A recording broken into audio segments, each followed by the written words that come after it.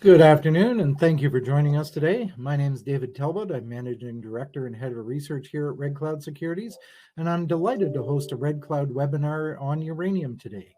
We are going to hear from Strathmore Plus Energy Chairman and CEO Dev Randhawa and John DeJoya, he's Technical Advisor. During today's webinar, they will provide an overview and outlook, and then we will take some questions. So you can type your questions into the chat box at any time, and we'll get to as many as we can. But before we kick things off, first we need to discuss the fine print. During the Strathmore Plus webinar, forward-looking statements may be made. I direct listeners to their forward-looking statements outlined on page 2 of its corporate presentation. That can be found on the company website, strathmoreplus.com. For Red Cloud Securities, I'd highlight this webinar is for information purposes only. It should not be considered solicitation or recommendation to buy or sell securities, and we note that this call does not consider the particular situation or needs of individual investors. Participants should rely on their own investigation and seek their own professional advice before investing, so please see our most recent research located on the Red Cloud website for specific disclosures on Strathmore Plus. So with that said, why don't I turn the floor over to Dev to speak about the company. Dev. Well, thanks so much for having me.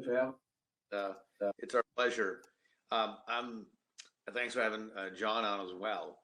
Well, Strathmore Plus, we chose that name because of the wonderful heritage that we had.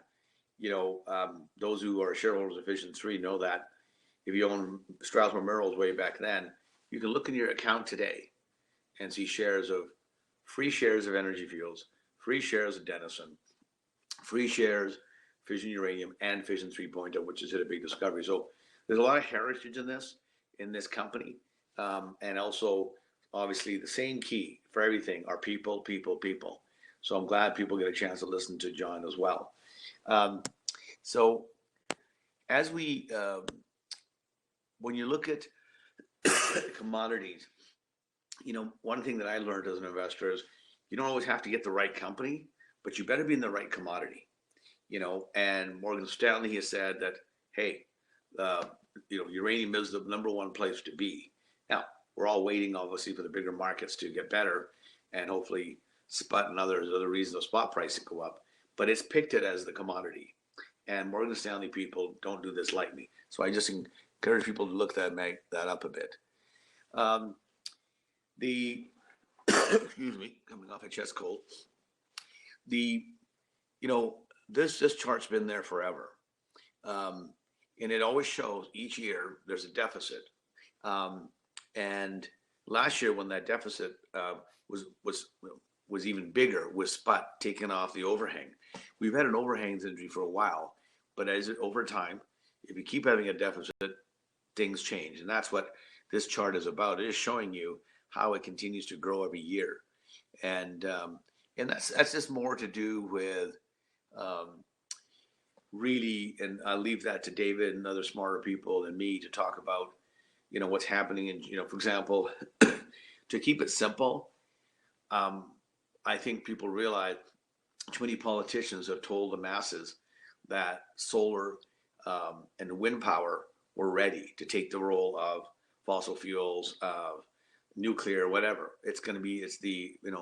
Unfortunately, politicians don't care about what's truth. They care more about staying in power. And if it means lying and cheating, they will. I'm sorry if that offends some people, but that's my feeling about politicians. Look at the massive damage to the environment Miss Merkel's done in Germany. Right now, 50% of all their energy is coming from coal and lignite, which is the most dirtiest form of energy. And that's because she says, can't do nuclear. Oh, we don't want to oil. So when you don't look at the math and you simply try to give in to crazy left-wing forces, and then you make policies not based on truth, you have what's happening in Germany. This chart tells you, as we mentioned, how we had a company called Strathmore. We split it into two, Canadian, U.S., and obviously Canadian has very prolific, decade. But that's because I think, all due respect, we had the better people, not to be blunt, but we did. We made 3 major discoveries off that. Not many people make 1 discovery. We made 3. But what was the key? A board that's entrepreneurial, and leaders on the team that are entrepreneurial, and they're aligned. Okay, they're aligned with shareholders. That's the key. So people all working in the same direction, not living off the fees, directors and officers, but making sure they're lined up shared wise. So that's what this is about. Many of you have seen this before. And again, I want to point out the obvious. Ross and I, a lot of you guys know who we are. We won every award, but what's not clear here is about John. And John won't do it himself, but I will. You know, we worked together a long time ago. I realized quickly who the real brains were working around me, and very ethical. So you got to have a strong work ethic, but you got to have the right heart too for shareholders. And John did. And so John, a lot of geologists say they're good at finding things, right? But John not just found stuff; he put it in production. 22 million pounds, 22 million pounds, he has put into production. So why does that matter? Okay, because when we get a property, we don't have these myopic eyes. Is there uranium there? The question is, will it be economic? How do we get to production? And as you'll see, when John talks about Night Owl, what the steps will be, you'll see that massive experience come. Whether it's Night Owl or it's Agate or Beaver Rim, John's been through these. And it's nice to know you have somebody in your team that says, yeah, we'll do this, this, and this. Thinking ahead, how to go to production. So you just don't grab land for the sake of land. How are you going to move it to the next level? So this just talks a bit about more. We talk about uranium highlights, and I'll leave that with you because I think that's easy accessible for most. The bottom line is, it's never been a better time to be in this commodity. Never. I guess the first time in my life, the Democrats are actually pro-nuclear, which has never happened before. And the Greenies are finally waking up when they see sad cases like Germany or, even California, where they're telling people not to plug in their electric cars. Well, Newsom did that. I was like shocked. Well, why are we pushing electric cars if you can't plug them in? We obviously have a very energy crisis going on. I just got back from London, and man, their electricity rates are up 400% or 500%, and so you're seeing all of these, whether it's Japan, it's France, it's time after time after time. People realize you can't run an economy, you can't run anything unless you have access to reasonable cost power, but unfortunately, politicians don't care about that. They literally don't care that you have energy. They care about staying in power. So what that causes is, what we've got now is an energy crisis. And of course, in my view, nuclear is a very strong supporter of it. Okay, why are we in Wyoming? Same reason in Canada we're in Athabasca.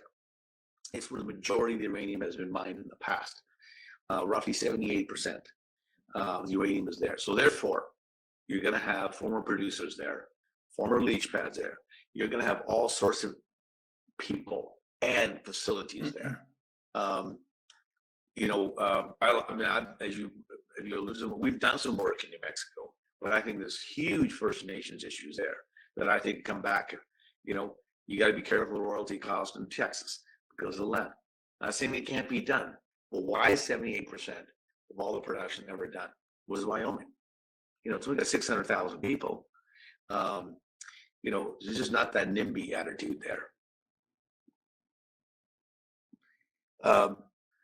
This is just more information about the area, how, there was a coal town running out of coal, so Bill Gates and Warren Buffett are building the first reactor there.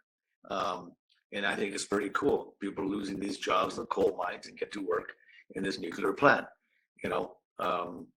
and so, and of course, we all know, what the U.S. Department of Energy plans to do. They plan to help the process. That's the plan. We'll see what they actually do, obviously. So we're going to talk about Agate and Night Owl. Essentially, we have two ISR projects, Beaver Rim and Agate, and then more non-ISR, which John will talk about. I will say that Beaver Rim we like. We don't have the data on it. We're in the process of trying to get it, but we know there's uranium there. So what we're going to do next summer is we got the permits is to drill. This is a tough area in the winter, so we'll do that. Agate, we can go sooner. And what we're doing there, we've got 500-600 drill holes. We're in the process of hiring more staff to put that together, to find out what's there. And then once we evaluate it, we can determine where we're going to drill, how we drilled, and etc. That's just taking time to learn the project. One of the things I've learned in my 35 years of uranium is that this kind of thing you got to have, otherwise you're drilling wildly, and it's cheap. It's cheap right there. Use your money wisely, otherwise you're diluting yourself all the time. You keep raising a lot of money. So here we're gathering information. May not sound sexy to shareholders, but it's crucial to find out what you have before you start drilling. And people love hearing, "Oh, we're going to drill." You know, what you see in the Athabasca is how many companies have been up there, drill. What have they found, right? So you got to vector in, as Ross McElroy always says. So this is the projects. We're going to just spend most of our time in Night Owl. And so this is where I'm going to pass it on to John and explain, essentially here, someone was mining it without any kind of exploration whatsoever in the late 50s, early 60s. The government needed uranium. Let's take a backhoe or a shovel, and away we go. So John will talk about how it was found, how it was mined. More importantly, what have we done to expand our land base here and 6 miles away, as we recently announced. So John, why don't you talk about how you learned about it with a campfire and all, but more importantly, what have we done to expand, and what are the next steps with Night Owl? Well, thank you very much, Dev. It's a pleasure to be on this webinar today. And I just want to start out by thanking everyone that's helped me from day one in the industry. I started in about 1972 in Shirley Basin.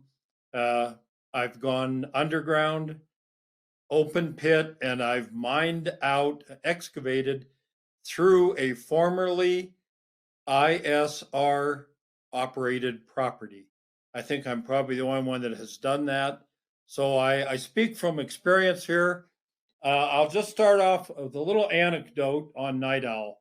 I was in the mine one day, and the superintendent came in and said, "There's a gentleman outside that needs some help getting to his property. Would you lead him up there?" I said, "Sure." Well, it turns out the property was Night Owl, and this was in the early mid-70s.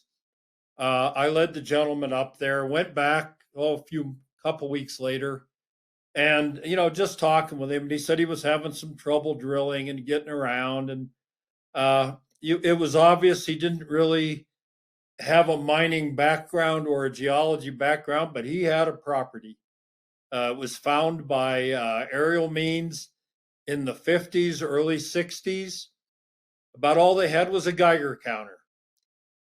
He knew he had something. They mined a small operation there at Night Owl, a little less than 100 tons, but it was 0.24%.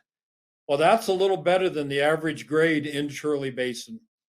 And I kept this property in the back of my head for quite a while, 50 years.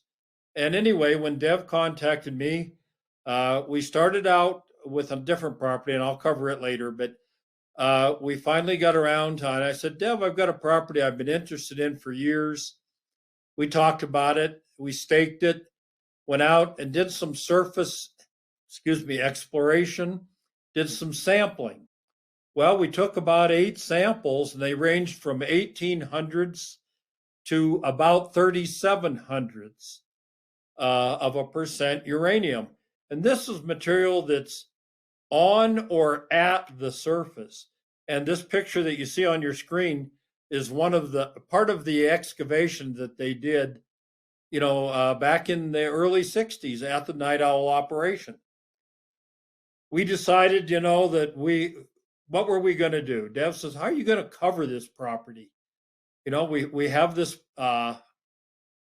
mineralization. It's in a limestone, much, much older host rock than Shirley Basin. It's not part of a roll front system. This is mineralization that has gotten into this brecciated limestone from the adjacent source rocks, which are a couple of miles from this property. And to make a long story short, this is one of my favorites. It has been for years, and Dev has allowed me the freedom to try to develop this property. And I've got to say, it's going quite well. We put out a press release a week ago, I guess. And I don't know if you can see my cursor, but our Night Owl property is down in the original, was down in the southeast part of that aerial photo. Well, we developed a model, looked at the original mine site, and how did the mineralization get here? And we put together a model in Dev's place one night a couple of weeks ago. And as a result, we've added another piece of land. It's that state of Wyoming mineral lease that you see in the northwest part of the photo.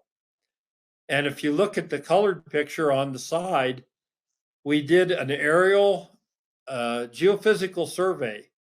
And the Night Owl mine shows up as a little dot there in the red.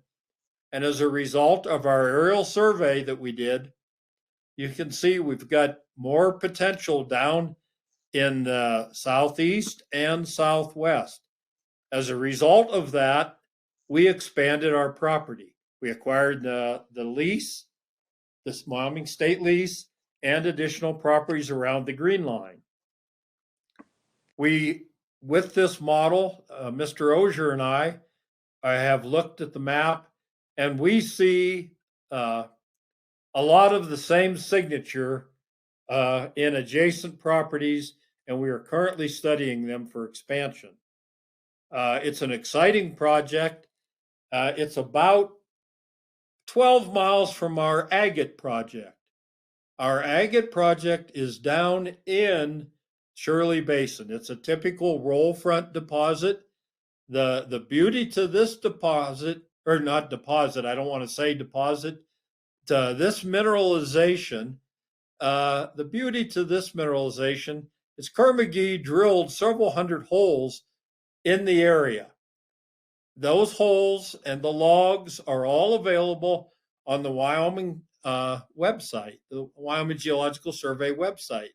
It's shallow, 15 to 150 feet deep, below the water table, even at that depth there, and it looks perfectly amenable to in situ recovery.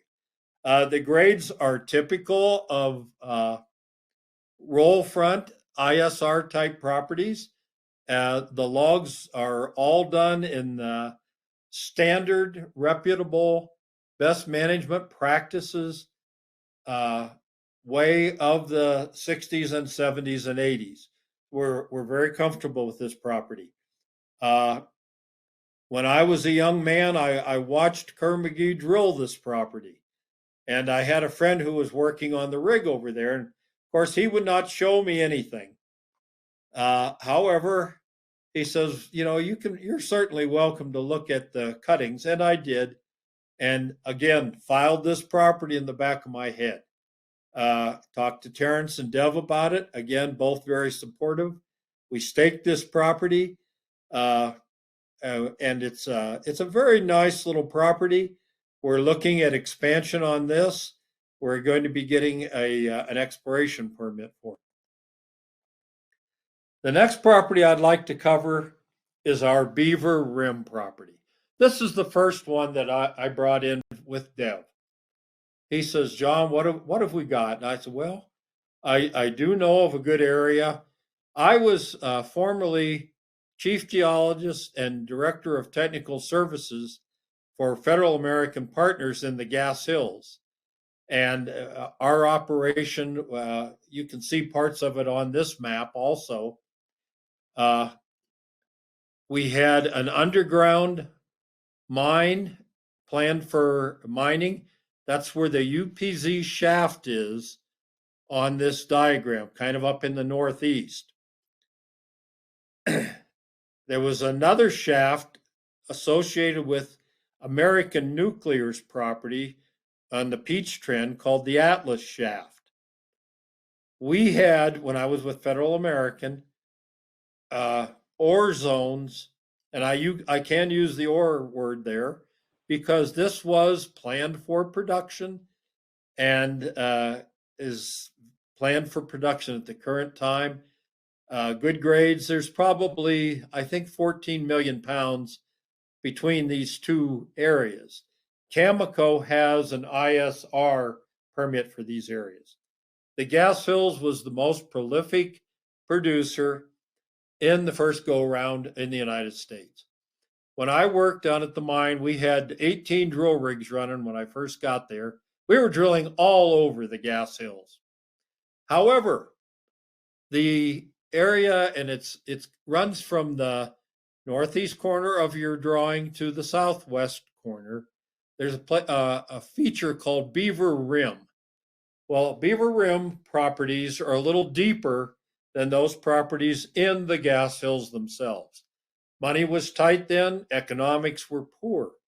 So we were not given the opportunity to go up there and do the drilling that we all wanted to do. We had, a whole geologic staff. But with the situation being that what it was, we stayed down on the bottom. We knew there was really good potential up there. Anyway, when I was with Strathmore Minerals or Strathmore Resources, we were able to go up and do some drilling there. Mr. Osier, our vice president of exploration, was actually on the drill rig in these areas. We found mineralization in these areas. We have up to 3 stacked roll fronts that he discovered up there. And we look forward to going in. We have an exploration permit for this area. We very much look forward to going back, doing some drilling, confirming what we already know is there. However, we don't own the logs, so we will have to verify what is present. Terrence and I feel quite optimistic. I think Deb is the same way. We all went out on a visit out there. It's pretty awe-inspiring to stand on Beaver Rim, look to the northwest, and realize all the material that was mined. 100 million pounds just within a mile or 2 miles of us. And my Federal American properties and the ANC properties ran right parallel to Beaver Rim. So we're quite optimistic on this area. Again, if you look at these yellow areas on the diagram, those were old mineralizing channels where the uranium-bearing mineralizing solutions moved from the south source rock into the Gas Hills. You can see they go right through our properties. It's a very good area. A lot of mineral left there. I know it pretty well. I was chief geologist and director of technical services, had a whole crew. The historical knowledge resides with me and now Terrence and Dev. And Dev is, I'll pat him on the back because he pats me on the back. Dev is a really, really good developer. He listens to what we have to say, takes it into account, and plans and develops in accordance with the geology and the history of the area. So with that, I will move on and let Dev pick up again where we left off. Thank you. Can everybody hear me, or? I can hear you great, Dev. Okay, great. Perfect. Sounds great, Dev. This is better, guys. Sorry, guys. Yeah, I guess, look, we have a very small market cap, and that's because we didn't go down the route of, as I say, picking up pigs and putting lipstick on them, which is what I see all the time in the U.S. You know, we staked these properties, staked them. That's the only way small companies can David beat Goliath. You got to use your brains because we don't have the access to big money. So we've staked all these properties. We own 100% of them. They cost us hardly anything. And it's because we have people whose management's aligned with shareholders. We want more shares in these companies because we believe that as the uranium business grows in the U.S., Wyoming will be the number one beneficiary, and we're in the right place.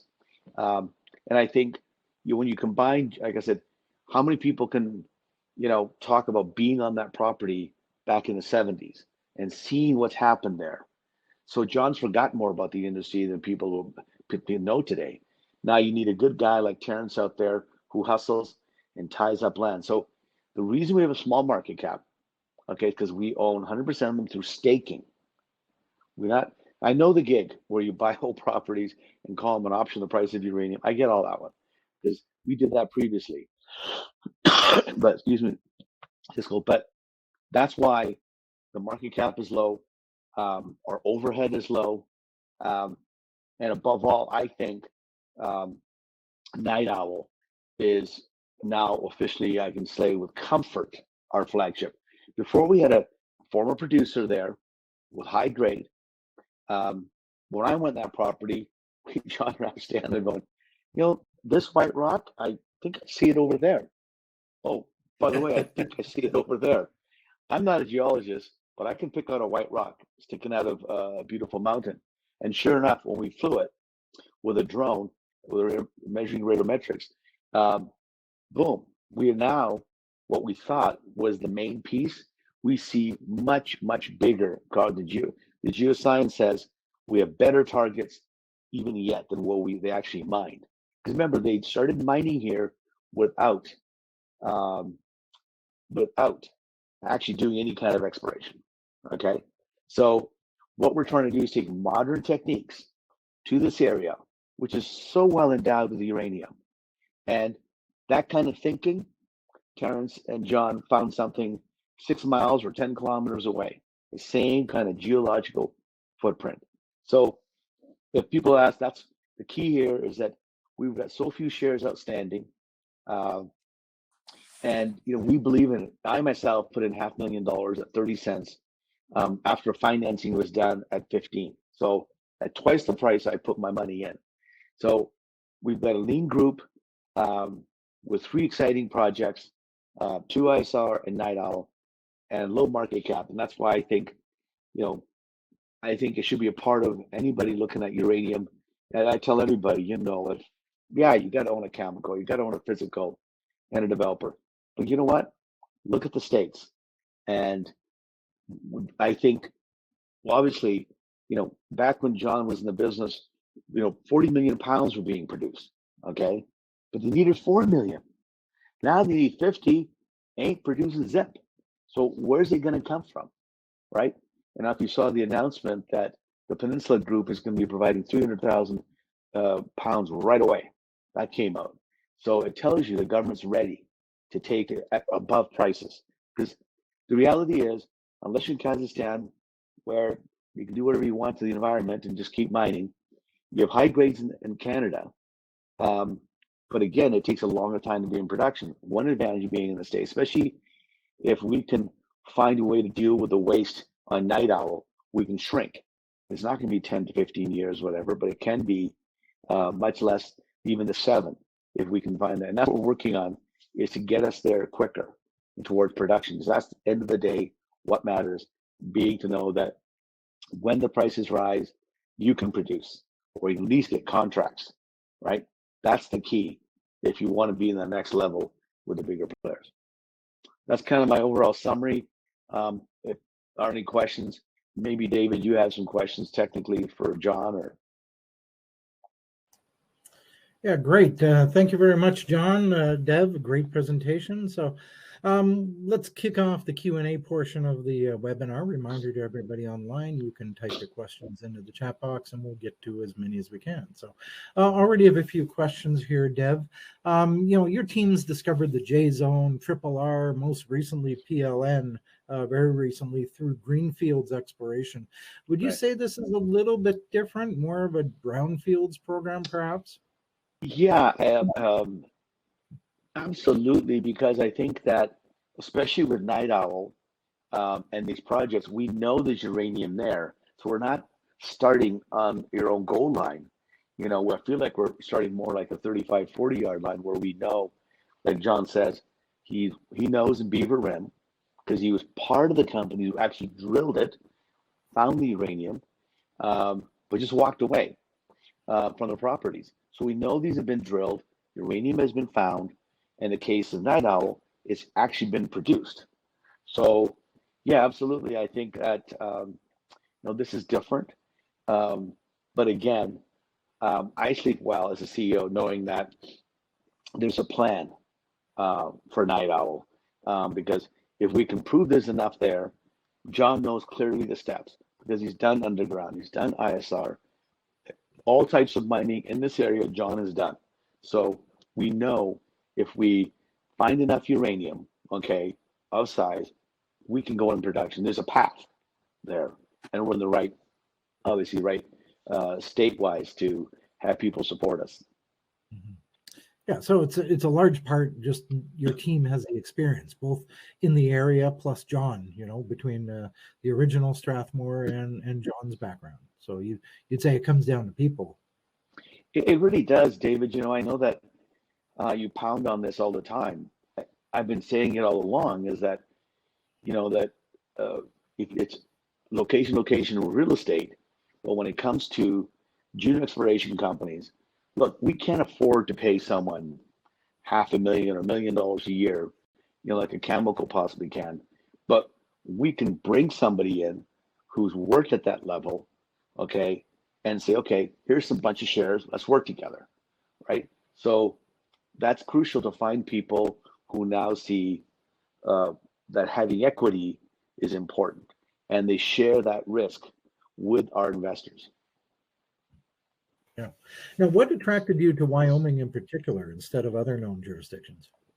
Well, I'll pass it on to John. John, why are we in Wyoming versus New Mexico with Navajo issues or high cost leases in Texas? Go ahead.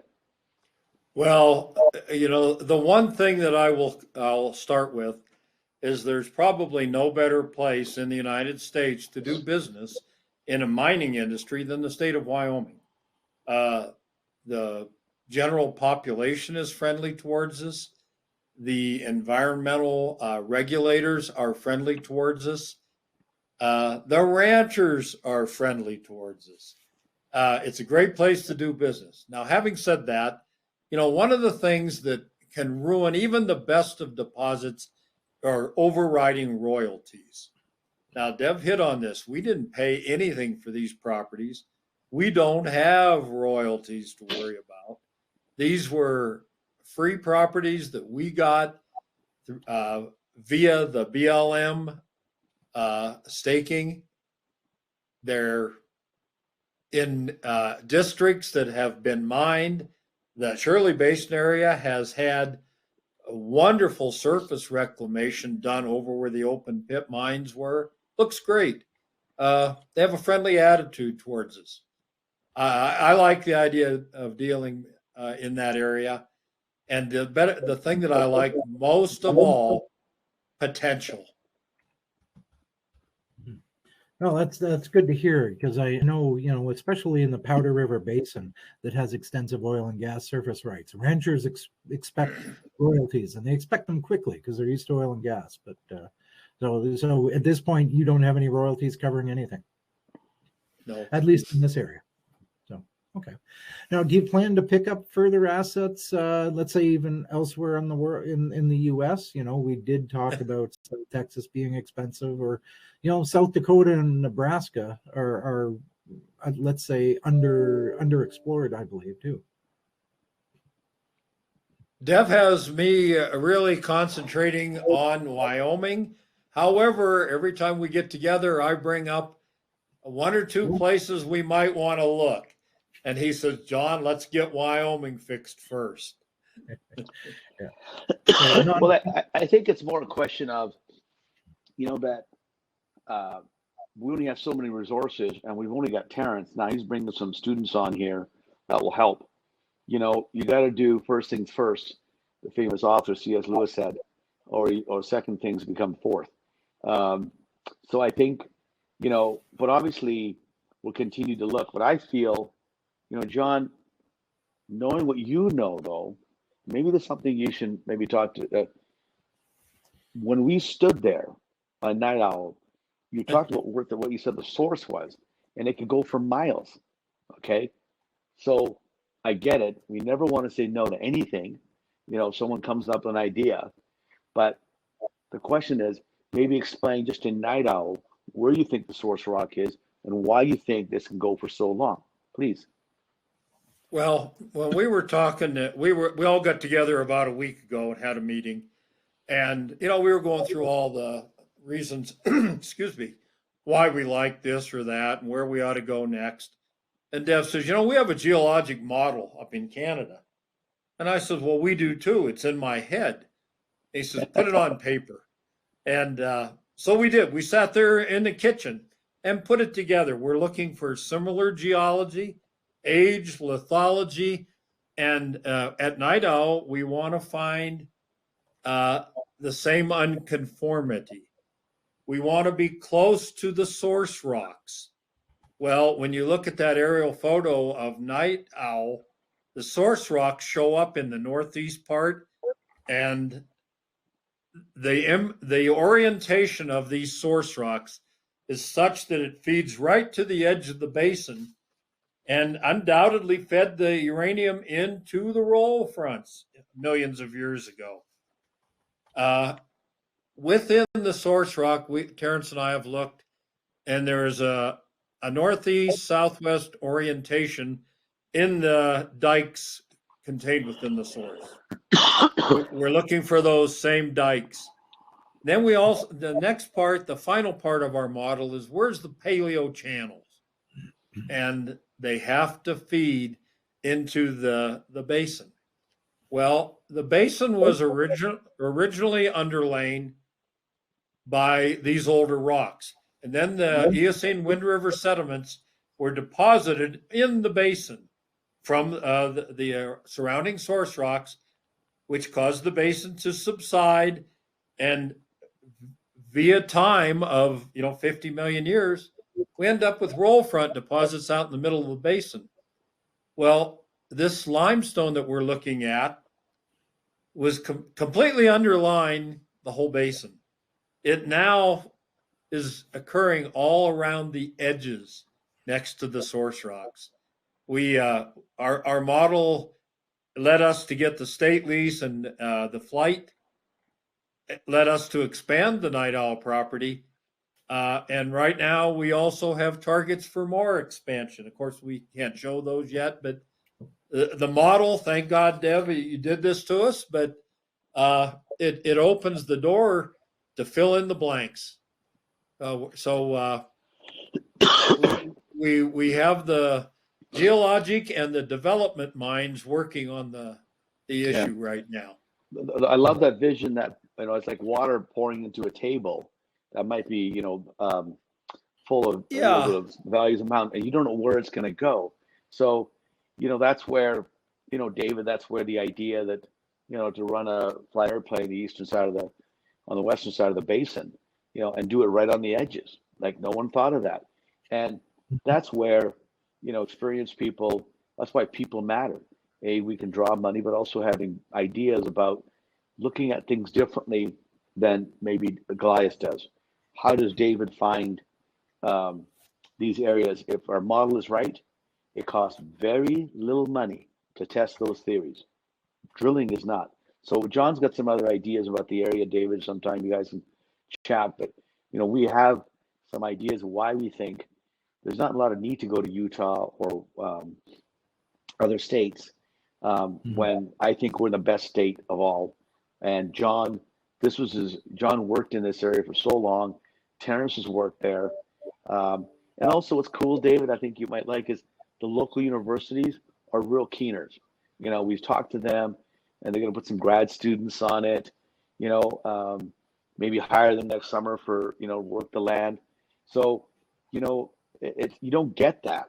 I don't think you're going to get that, you know, uranium bugs, you know, popping out of other places. But these local universities, they're not just pro mining, they understand uranium, and they've got some ideas that we've been talking to them about. You know, you got to have ideas have consequences, as they say. You know, idea that there's uranium, you know, outside the basin up in Canada, boom. You don't have an arrow, you don't have a triple R, you don't have any of that. So somebody first had an idea that, oh, that's possible. Let's test it. Same thing here. John's got some ideas. We'll test them. And that's why I think we're just starting very early in Strathmore to grow. And we've taken a small little property. Look what it's become. I mean, what we had, we thought was the best. Now we realize, hey, there's even better targets geoscience-wise. So that's why I would say management matter. Yeah, no, I think when Deb originally asked me to join him about a year and a half ago, one of the things I said was, I'm really interested in doing this, Dev, because of the success you guys have had applying a model and exploring in Canada. You know, they went into an area that everybody kind of said, oh, why? Now look what they've got.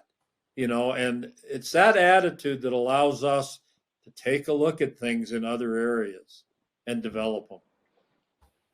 Yeah, I don't think you can complain about the jurisdiction. There's already 5 ISR plants in the state already. But you know, I like what you said about looking at things differently and how you did it in the Athabasca, looking in the southwest. But you know, there are very few limestone carbonate hosted deposits globally, I guess, outside of those big calcrete deposits. You know, like Paladin's, Langer Heinrich. But you know, leaching out of those rocks has been challenging a little bit. I guess you have to go the alkali extraction route, which I guess is similar for most ISR companies anyways in the US, using bicarb.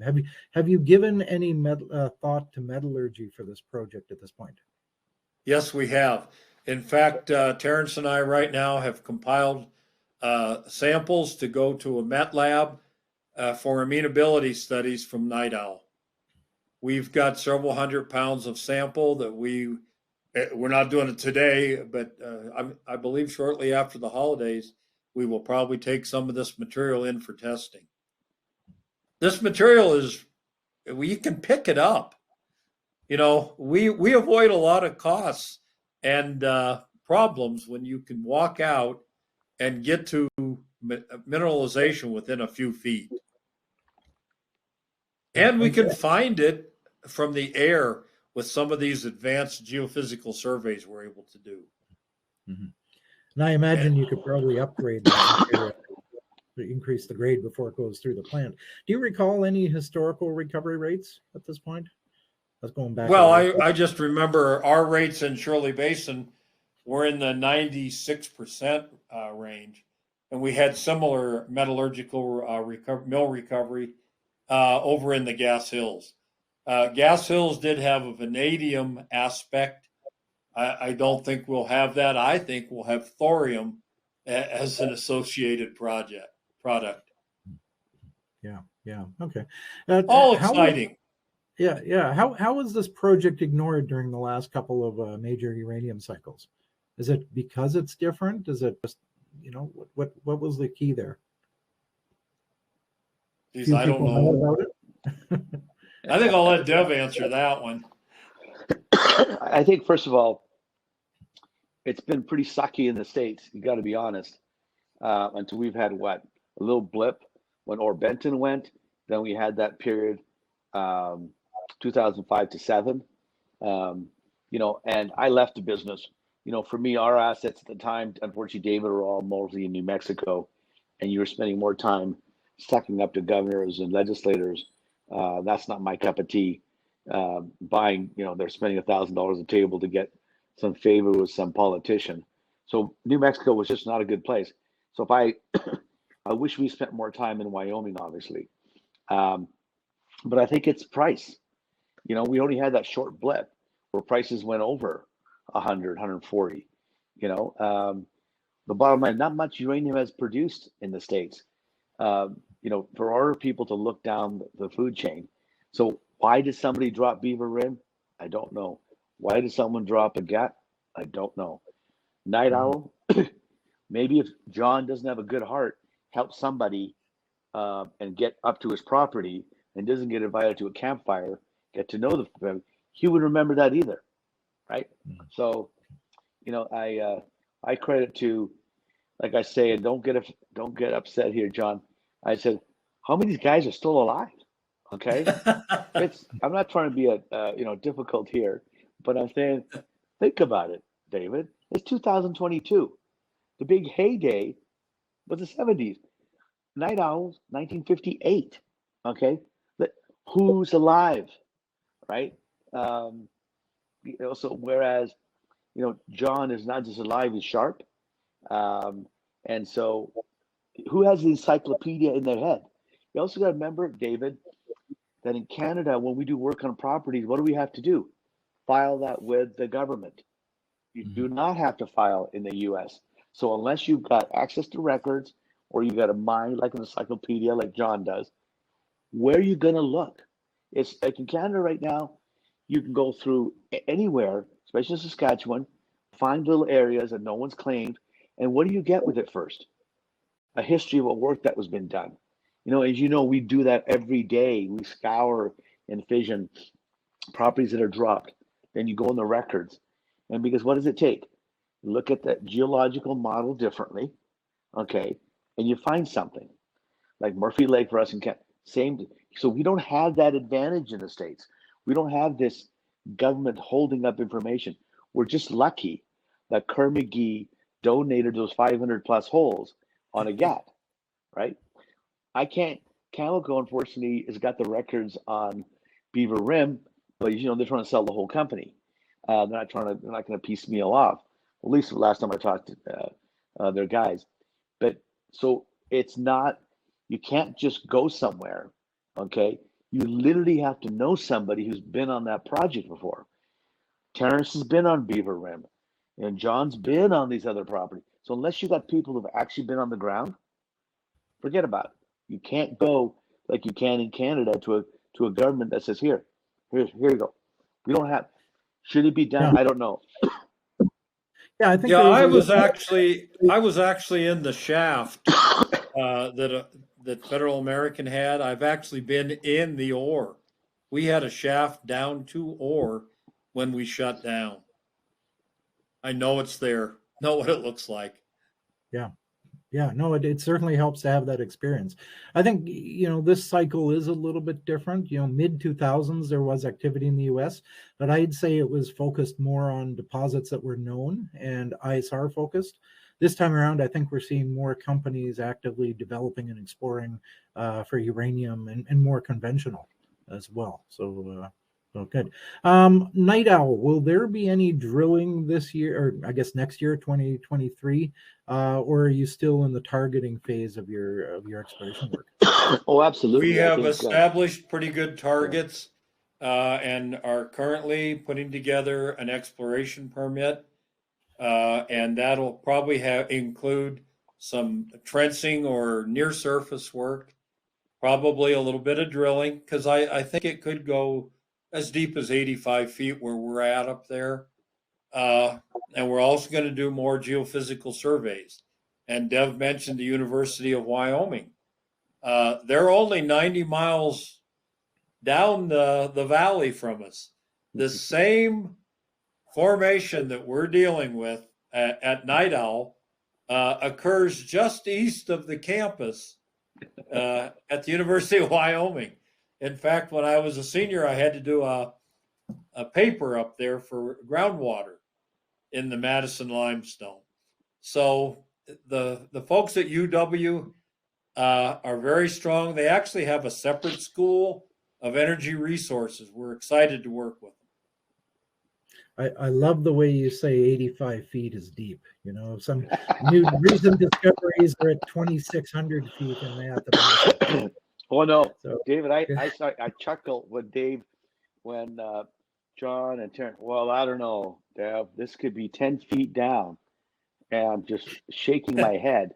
If you look at that pretty map that we had. You want to go back to that, Dev? Yeah, if we can go back to this one here, okay?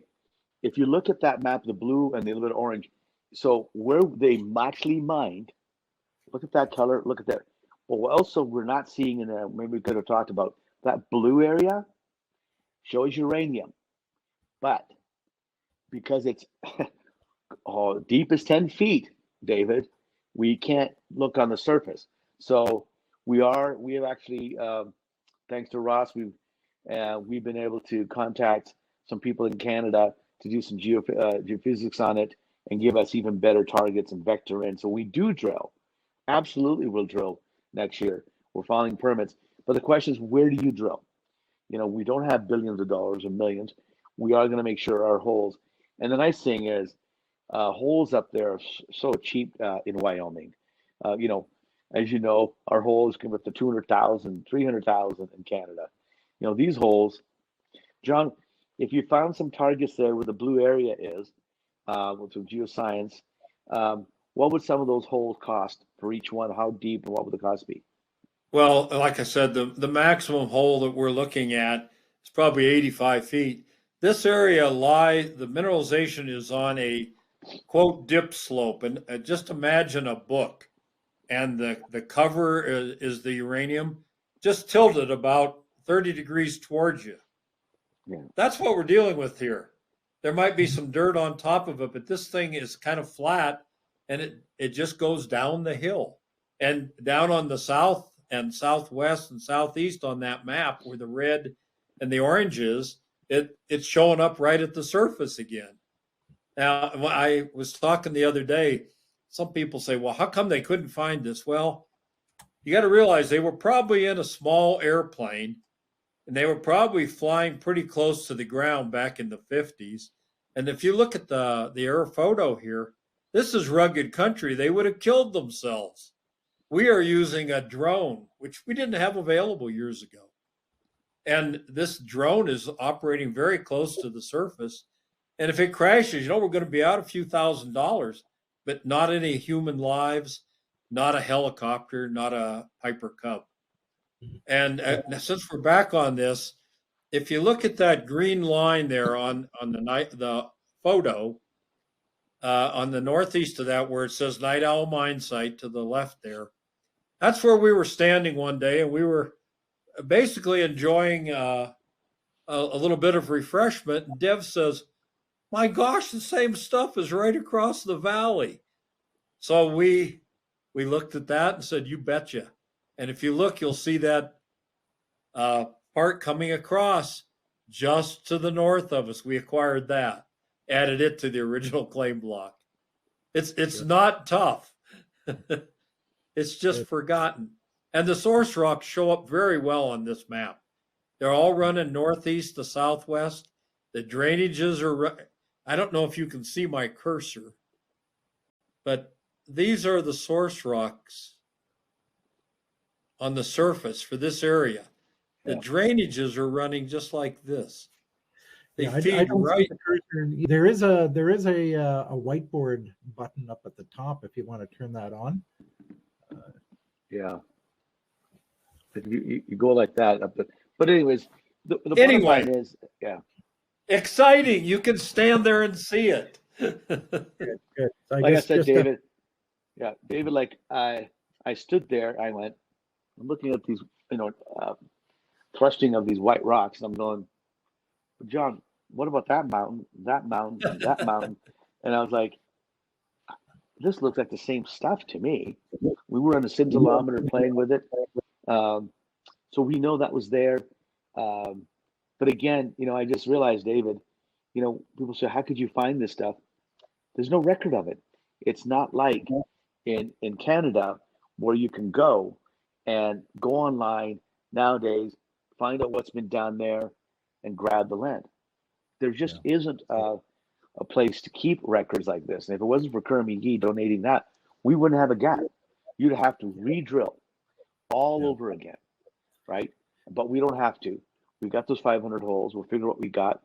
As you know, excuse me, Amir and the group are right above us there. They've got some uranium on there. We'll see, obviously talk to them. And they have other people have got permits. So what can really move us along, obviously, is we could piggyback some of those permits, especially dealing with the waste. That's what will allow us to move our business plan. Instead of being 7-8 years of production, you can do it in 3 or 4. It's absolutely always about the waste, as you know. And if you can find somebody with those permits who's not using them, you never know. You talked about potentially getting to drilling this year. How much cash do you have, and what kind of budget would you require if you? We've got a couple million. The problem is every day warrants come in, so I can get a better number. But again, John, if we're doing a 10-hole program, what does each hole would cost, for example, in Night Owl? And then what would it cost in Agate? How are they different? Well, we've been in contact with some drilling companies lately, and the going rate is in the $10 to $12 a foot range, plus mobilization. And of course, if you encounter problems, they go to an hourly rate, but not horrifically high in this area. Again, agate is 15 to 150 feet. You can almost do this with a fence post digger. That'll be the easiest drilling we have is down at Agate. And again, it's 15 to 150 feet. We one day in Shirley Basin, just across the road from this, we got 7,000 feet in a day. Well, yeah. You almost just push the steel into the ground here. Yeah, and it's good when it goes quickly, but it's also a lot cheaper on a per foot basis than pretty much everywhere else in the world, I'd say. So okay, yes. Just to wrap it up, we're coming to the top of the hour. Will you be exploring the Beaver Rim project as well? Yes, we currently possess the exploration permit for up on Beaver Rim. However, on Beaver Rim, we have a sage grouse issue. We can't work until at the end of July, I believe, or in July. So it'll take a while before we get the snow off and get the sage grouse surveyed and whatnot. But we have a permit there. This area here at Night Owl, we don't know what the sage grouse situation is going to be, but I can tell you the weather will probably keep us out until at least the start of the summer. Over at Agate, which is just 10 or 12 miles away, very likely we will be able to do stuff in May there. Okay. Well, why don't we wrap it up there? So I want to thank you, Dev and John from Strathmore Plus Energy, for joining us today. It was a great conversation. Well, thanks for having us. We'll have to get you down there, David, and I don't think you can drive your fast cars down there, but we'll get you standing on there, and it's a pretty cool area. Maybe what we can do is I'll take you treat you to a campfire dinner up there at Night Owl, where I originally was treated. Sounds good. More Rocky Mountain oysters for everyone. So that'd be tough. Okay. So thank you very much, everyone, for tuning in. Thank you. This is the final webinar of the year for Red Cloud, so we'll be back over after the holidays. Taylor is going to sit down with Pilar Gold on January 9th at 2 p.m. Eastern. So have a great day, and thank you very much for supporting Red Cloud's webinar series during 2022.